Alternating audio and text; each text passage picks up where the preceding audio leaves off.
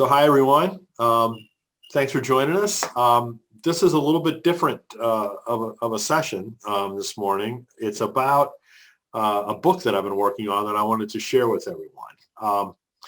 It's called How to Heal Our Divides.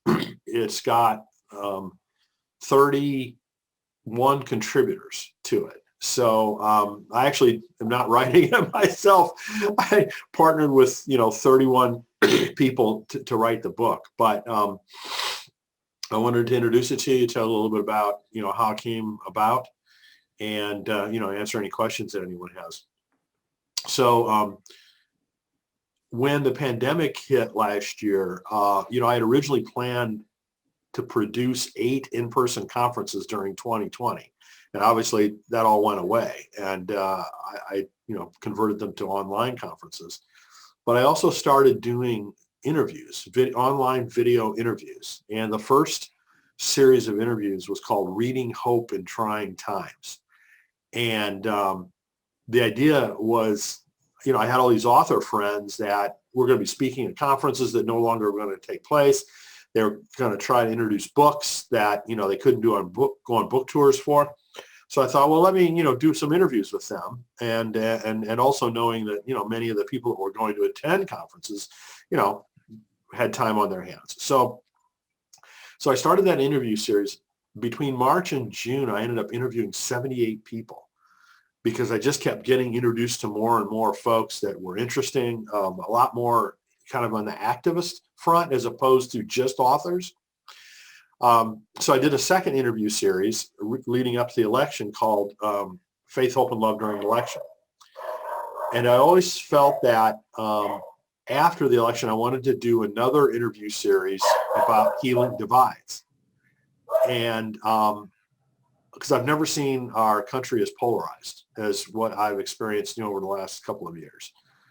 And so the more I thought about it, the more I said, because the other thing I was doing last year was reading quite a bit since I was home so much. And I read a lot of books about some of these different types of divides, racial divides, political divides, religious divides. And so many of these books were really good at convincing you it was an issue, or what's the history behind the issue of how we got here, or look inside to examine your own biases, all really good, topics. But very little was written about what do we do about it? If you buy into that, we've got these issues. Okay, what do we do about it? And so that's when I said, okay, I'm not only going to do an interview series about, healing divides, I'm going to turn it into a book. So around November, end of November, Thanksgiving time, I started talking to people about this idea. And I kind of had in my mind, I wanted to have something on the order of 25 or 30, contributors from organizations that were actually doing something to heal divides. And by Christmas, I was oversubscribed. In other words, I had gotten recommendations and talked to people about this idea, and I already had a book, in terms of the number of chapters that I was aiming for. I couldn't believe it. So I said, okay, I've hit on something here, that's a need, it's timely. People were really looking for something like this. So I decided to turn it into a whole platform, not just a book, not just the video interviews, but website, social media, podcast, the whole 9 yards. And so that's what I've been working on in parallel with doing these conferences. We now have all of the chapters that have been submitted to us and edited. And we are planning to launch the book on May 18th. So we're going to self-publish it. I had a really good publishing house, one of the ones that's, speaking at this conferences, who was very interested in the book, but it wouldn't showed up until like the end of 2022. And I said, no, it's like, this is too timely and too important. I don't want to wait that long. And I knew that I didn't need the kind of, really strong developmental editing that a traditional book would need, because this is going to be 31 different voices, 31 different, styles anyway, and that wasn't going to change, right? So we decided, I partnered with Adam Thomas. Adam is one of the folks that I resell his services to do book cover design and interior book layout for people who are self-publishing. So so he's taking care of that, for this book, and also doing some light editing, grammar and things like that. So he's got most of the book edited. He's starting on the layout right now, and so by May 18th, Tuesday, May 18th, books are always introduced on Tuesdays. That's just kind of the tradition within the industry. So Tuesday, May 18th, we're going to have this book available on Amazon. And we're going to have a launch party, a book launch party, the evening of the 17th. So Monday evening, the 17th at 8 p.m., we're going to do a book launch. So so first of all, you're all invited. If you want to be part of the book launch party or subscribe to the newsletter or what have you, I'd love for you to get involved in whatever way you can. Let me show you. Where did it go? Hang on just a second. Let me.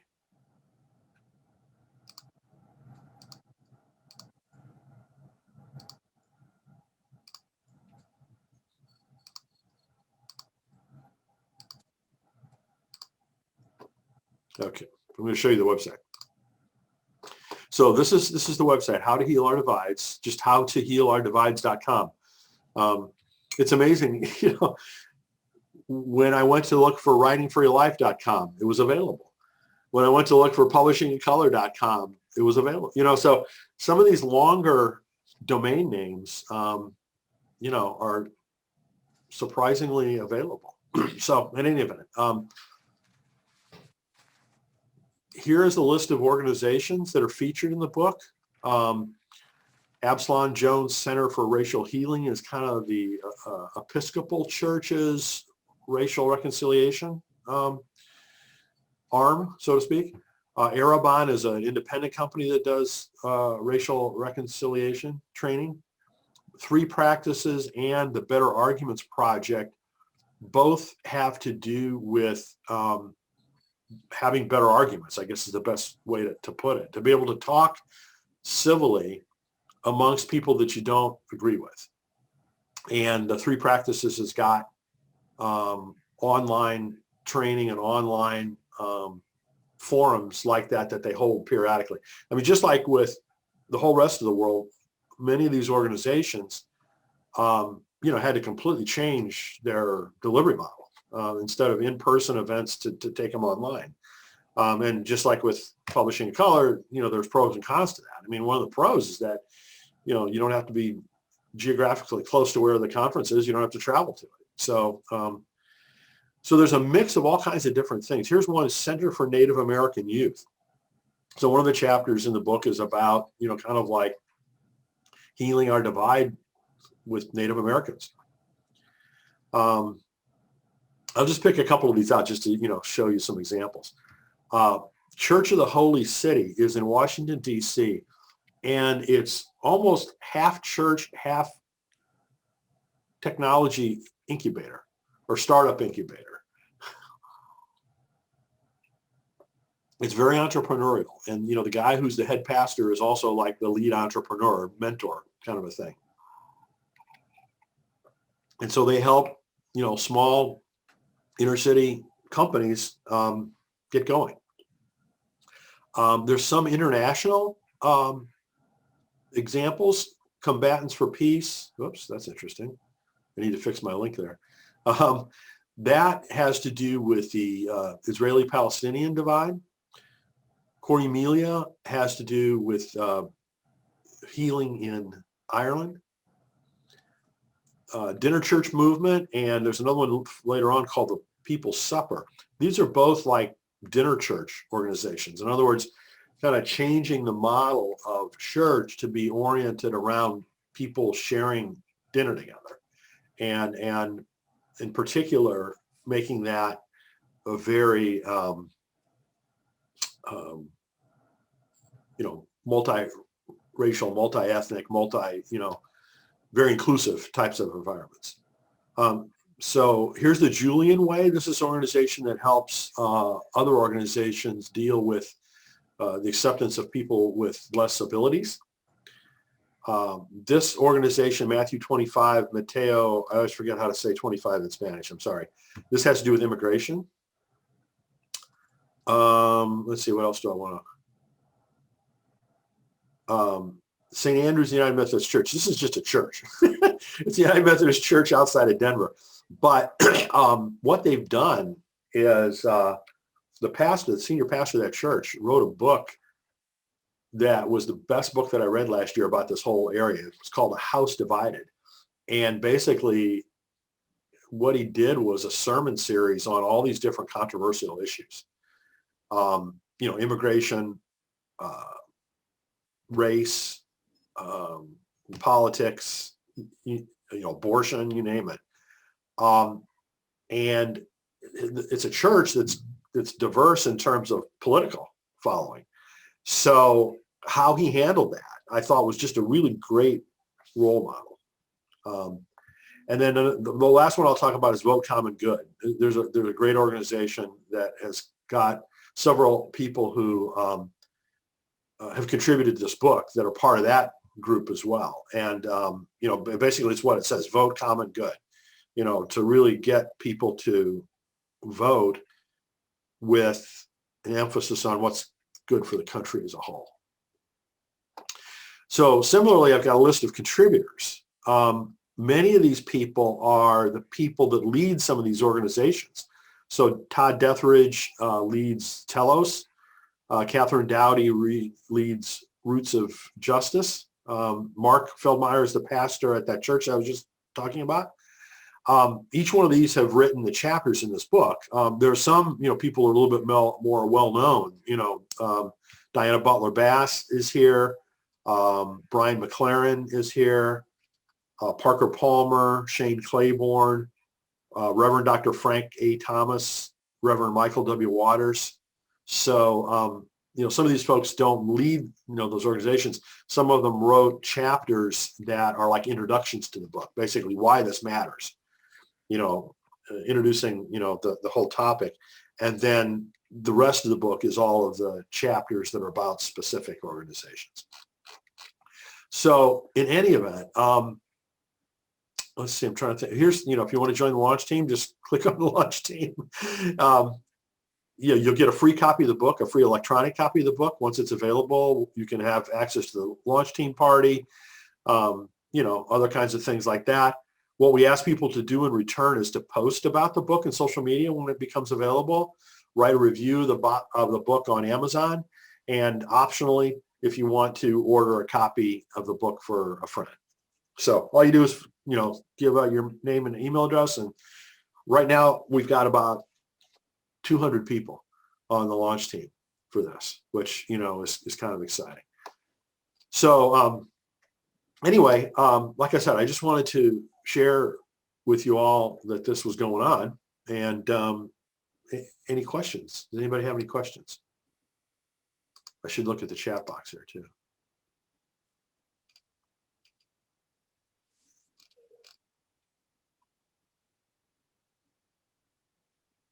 Go ahead, Tracy. I think it's awesome that you guys got together and wrote a book on what to do about it. I give a lot of presentations on things like depression and anxiety and marital issues and things like that. And one of the things that people will come up and say is, thank you for all of the practicals, and so it's just good when you run into something that's not just, this is what this is where it came from. Because that, especially on a topic like race, that could just get people riled up. But, reading on what is being done or what can be done, I think it could be more progressive in that people can decide what they can do with that information in the community instead of sitting around, talking about it all the time, just getting mad. So thank you guys. Thank you for thinking of this and everyone who contributed for putting it together. I can't wait to see it. Well, thank you. Thank you, Tracy. I mean, I felt the same way. I was a little bit frustrated, when I was, reading some of these other books and saying, okay, I get it. I believe it. What do we do about it? And so, I really, and the other part of all of this too, every night in the news, we hear all these bad things, right, that are going on, terrible things. And, maybe this will help provide some hope, that, hey, guess what? There are a bunch of people out there really trying to do, hopefully, the right thing, in their own way, in their own sphere of influence, in their own, um, niche of the world here. So, that was part of my thinking too, was just trying to do that, to just shine a spotlight on people who are doing really good things, to try to make the world better. Thank you. And I think too, it's important to start this healing dialogue. There has been so much combative behavior that is not helpful toward healing. It's necessary to release the frustration nonetheless, but after the release, what do we do? Mm-hmm, mm-hmm. Because it is a twofold process. People have to express the agitation, the disturbance, but then it has to be reconciled thereafter. That's kind of a part of trauma recovery. In order to deal with the trauma, one has to go through the process of expressing and recognizing what has happened to them. But then after that, it cannot just sit there. There must be a reconciliation process. And the process of reconciliation is a part of our Christian responsibility. So I see what you are doing as beginning that healing dialogue that could lead to reconciliation. Well, thank you. I hope so. I mean, one of the things I should have mentioned up front, like, this is not an attempt to gloss things over, right? At all. I mean, these are issues that have to be dealt with, right? Not ignored, not swept under the, not make happy, none of that, right? I mean, there's issues that got to be dealt with. But I totally agree with you, Patricia. We can be pissed about it, and I'm pissed about it a lot of the times. But okay, well, what good does that do? You can stay in that form of mind forever and never get anywhere, right? I mean, and I'm just honestly speaking myself, there's part of me that just says, that the hell with all these people, that are stupid and bigoted morons. But then, the other part of me that more my engineering background, I guess, is just says, you can't do that.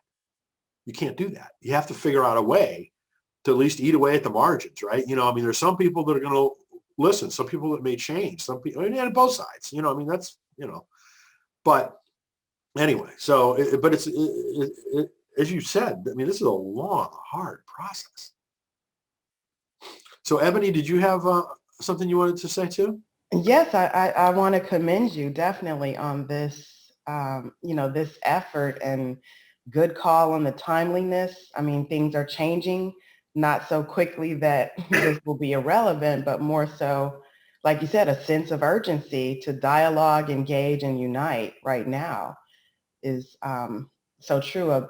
A group of ladies at my congregation and I are reading a couple of books by Drew Hart.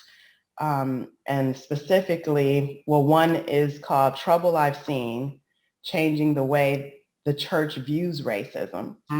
And we just finished that. We took the last few months of reading that. And like you said, I would say I don't want to give away anything. I'll drop them in the chat if anyone is interested in getting them. I don't want to give it away, but I think the first 8 chapters or so, it talks about the issues, the tough issues that are tough to talk about. And I think the 9th chapter begins to really get into what can we do about it, like you said. And so now we are actually just about to start his second book, which is called Who Will Be a Witness? Igniting Activism for God's Justice, Love, and Deliverance. And from what I understand, this book deals mostly with things that we can do. And what we all appreciated about Drew Hart's writing is that he is writing about what we are supposed to do in our neighborhoods, states, and nation as an essential part of living out the call of Jesus. So these books I definitely would recommend. It has blessed us in our discussions. It happened to be in our congregation 4 white women and 4 Black women discussing That's good. this. That's great. Yeah. So I mean, there's so many churches are one or the other, you know what I mean? And my church is just as bad as any of the rest. But, you know, the churches that have, you know, in some ways, you know, figured out how to cross just the racial divide. I mean, if nothing else, right? I mean, that's just a huge thing, I think, and really admirable. Yeah. Yeah. So thank you. So I see you put those, you know, in the I'm gonna click on those too. So one of the things that on this website,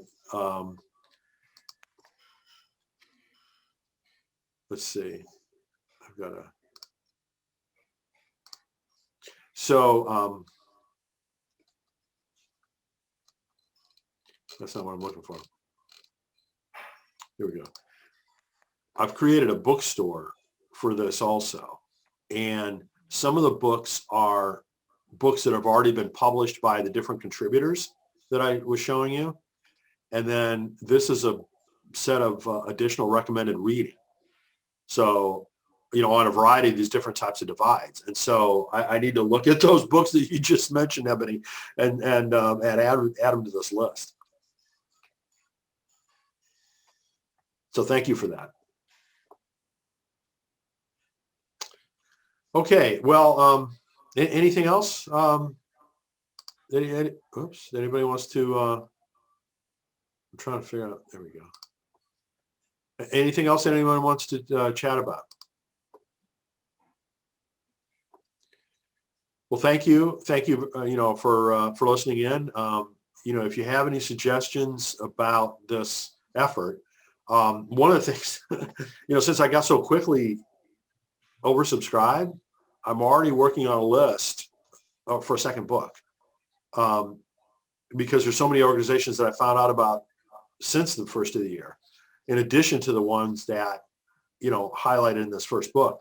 I think it's highly likely there'll be a second book, and maybe even a third, who knows. But, you know, just let me know if you find some organizations that you think should be considered.